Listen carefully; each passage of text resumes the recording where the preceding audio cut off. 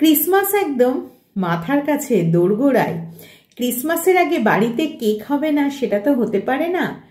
আমার বাড়িতে আমি প্রতি বছর একটি করে কেক কিন্তু বানিয়ে থাকি এবং সেটা অবশ্যই এগলেস কেক বানাই। এটা আমি প্রতি বছরই বানাই কারণ এই কেকটাই আমাদের বাড়িতে আমরা সবাই খেতে পছন্দ করি, ফ্রুট কেক, যেটা শীতের সময় খেতে খুব ভালো লাগে। সেরকম আজকে আমি আবারও আরেকবার বানিয়ে দেখাবো আপনাদেরকে ফ্রুট কেকের রেসিপি, যে রেসিপি প্লাম কেক নামে খ্যাত। তবে আজকের রেসিপিতে ইউটিউবে আমার দুই বন্ধুর রিকোয়েস্ট আছে যে যেন আমি তাদেরকে কয়েকটা অংশ দেখায় কেকের, যেটা আমি রান্না করতে করতে বানাতে বানাতে তোমাদের সামনে নিয়ে আসবো এবং সাথে সাথে আমার ওই বন্ধুদের সামনেও নিয়ে আসবো। সেই দুই বন্ধুর নাম হচ্ছে সবরী রকমারি, সবরী দিদিভাই। সবরী দিদিভাই আমার কাছে জানতে চেয়েছে যে কি করে বানাতে হয় প্রিহিট মাইক্রোওভেনে।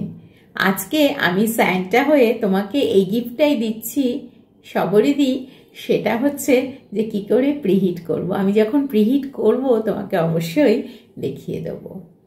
আর আরজি ফ্যামিলির রিঙ্কি আমার কাছে জানতে চেয়েছে যে কি করে কেক বানানোর সময় কেকের মধ্যে তার নাকি সমস্ত ড্রাই ফ্রুটসগুলো ডুবে ডুবে যায়, তাহলে সেটা ওপরে দোকানের মতন ভেসে থাকবে কি করে?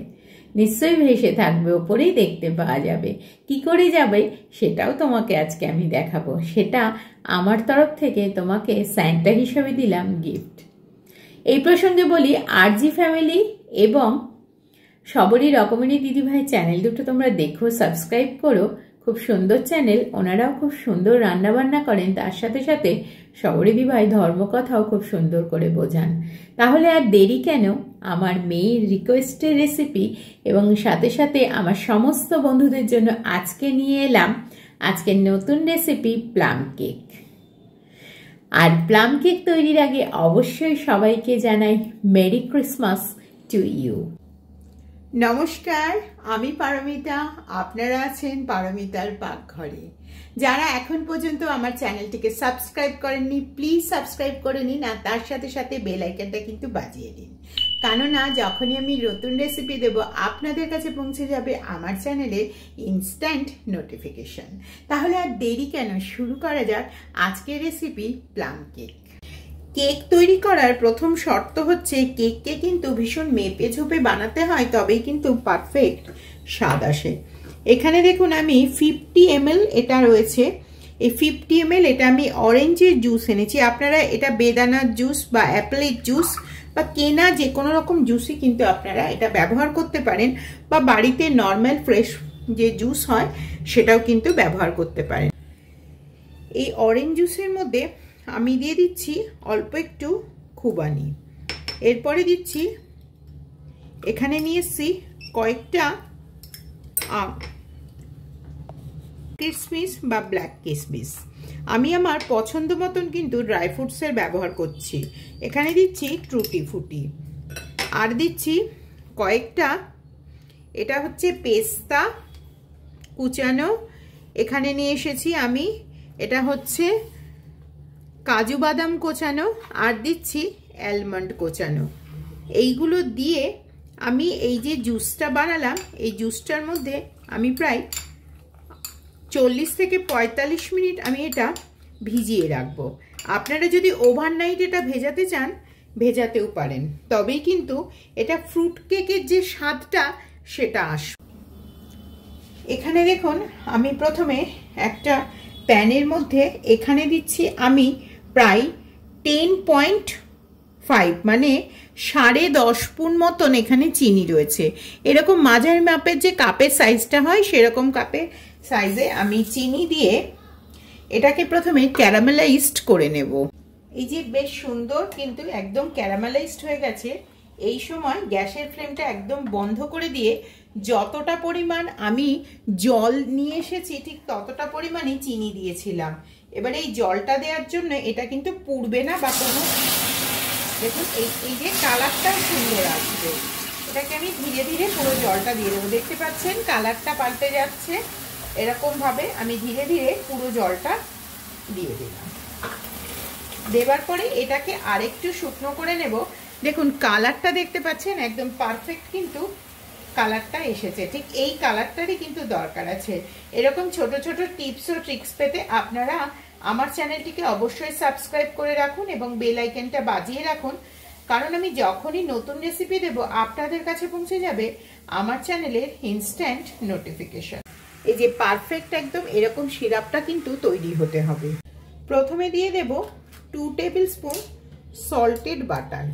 আমি সল্টেড বাটারই ব্যবহার করছি, আনসল্টেড বাটারও ব্যবহার করতে পারেন, কিন্তু আনসল্টেড বাটারের থেকে সল্টেড বাটারে কিন্তু স্বাদটা অনেক বেশি ভালো হয়, সেজন্য আমি সল্টেড বাটারই দিলাম। এটা আমি আমুল বাটার ব্যবহার করছি, আপনারা যে কোনো রকম বাটারই কিন্তু ব্যবহার করতে পারেন।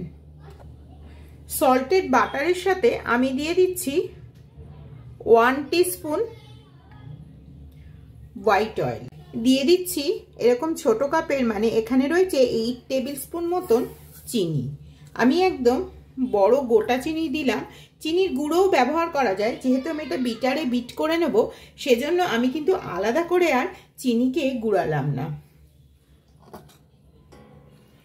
আর দিয়ে দিচ্ছি দুধ। এই দুধটা হচ্ছে একটু সরযুক্ত দুধ এনে, এই দুধটা হচ্ছে এই বাটারটাকে মোটামুটি একটু মাখিয়ে নেবার জন্য যতটুকু প্রয়োজন সেইটুকু দুধই কিন্তু এখানে দিতে হবে। এখানে এই দুধটা সেরকম কোনো মাপঝোপ কিন্তু নেই, এটাকে জাস্ট যতটুকু প্রয়োজন ততটুকু দুধই কিন্তু এর মধ্যে দিতে হবে এবং এটাকে জাস্ট একটা আমি রাফলি মোটামুটি একটা মাখিয়ে নিলাম। 1 কাপ ময়দা, ময়দাটা একটু চেলে নিতে হবে। কেককে আরও বেশি সফট করার জন্য আমি দিয়ে দিচ্ছি এর মধ্যে 2 চামচ গুঁড়ো দুধ নিচ্ছি। এর মধ্যে দিয়ে প্রথমে দিচ্ছি আমি একটু বেকিং পাউডার 2 চামচ, আমি দিচ্ছি এখানে 1 চামচ সিনামেন পাউডার বা দারুচিনির পাউডার, 1 চামচ দিচ্ছি আমি, 1 চামচেরও কম, হাফ চামচ মতন দিলাম আমি একটু এলাচ পাউডার বা এলাচ গুঁড়ো, এলাচের দানা বার করে গুঁড়ো করে নিলেও হবে। আর তার সাথে দিচ্ছি 3 পিঞ্চ মতন একটু খাবার সোডা, যেটা একটু বেশি পরিমাণে লাগে, আর দিচ্ছি স্বাদ মতন লবণ, মানে স্বাদ মানে একটু 1 চিমটি আর কি লবণ। এই দিয়ে এটাকে চেলে আমি এই ব্যাটারের সাথে মিশিয়ে নিলাম। ভিজিয়ে রেখেছিলাম এই সমস্তটা আমি দিয়ে দিলাম ড্রাই ফ্রুটসগুলো। চিনির শিরাটা ধীরে ধীরে করে মিশিয়ে একদম পারফেক্ট কাট অ্যান্ড ফোল্ড পদ্ধতিতে মেনে একদম পারফেক্ট ব্যাটারটা কেকের বানিয়ে নিলাম। কখন বুঝবেন কেকের ব্যাটার একদম রেডি হয়ে গেছে? এই যে দেখুন, এটার মধ্যে আর কিন্তু হাত দিতে হচ্ছে না, কিন্তু এটা দেখুন একদম ভাজে ভাজে ভাজে ভাজে পড়ে যাচ্ছে, তার মানে কেকের ব্যাটার তৈরি হয়ে গেছে। যারা চামচে করে করবেন তারাও কিন্তু ঠিক এইভাবে যখন ফেলবেন দেখবেন এটা এই যে এরকম ভাজে ভাজে ভাজে ভাজে পড়ছে, তার মানে কিন্তু ব্যাটারটা তৈরি হয়ে গেছে। পার্চমেন্ট পেপারের উপরে একটু বাটার ব্রাশ করে নিচ্ছি। আমি কেকের ব্যাটারটা এবারে আমি কেক টিনের মধ্যে ঢেলে দিলাম।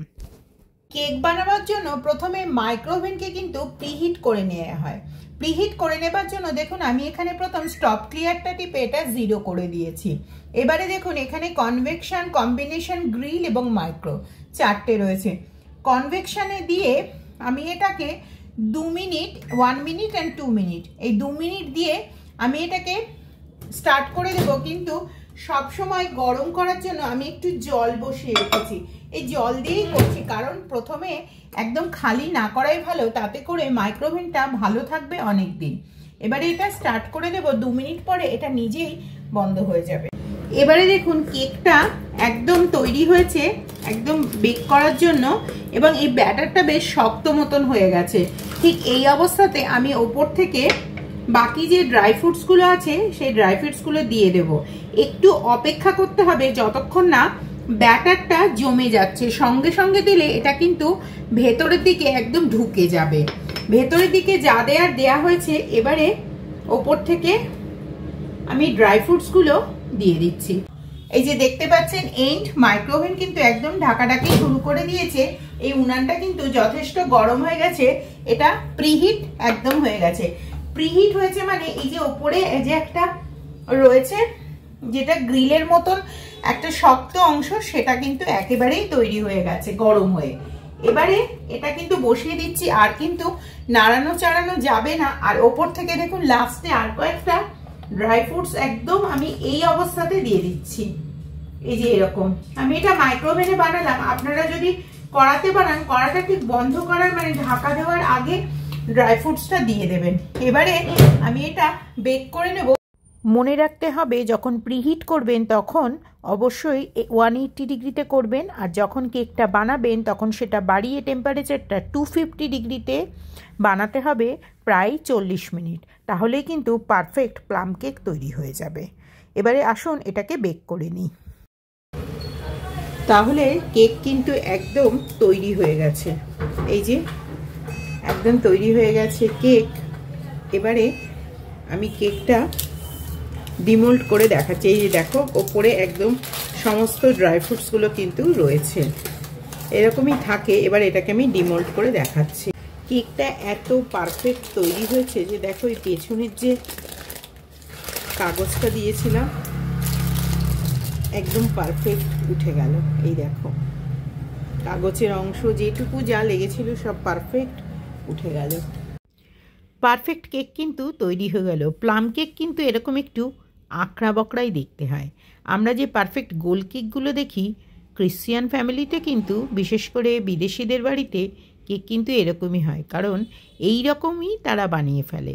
যাই হোক, আমি যতটা পারফেক্ট করার করে নিয়ে এলাম। কেমন লাগলো আমার আজকের রেসিপি তোমরা অবশ্যই কমেন্ট করে জানিও।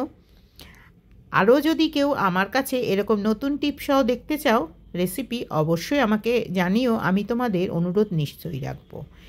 এই যে দেখো কত সুন্দর একদম সফট প্লাম কেক তৈরি হয়ে গেল। এই হচ্ছে ক্রিসমাস কেক। তাহলে আর দেরি কেন, সবাইকে আবারও merry Christmas to everyone. Enjoy your Christmas.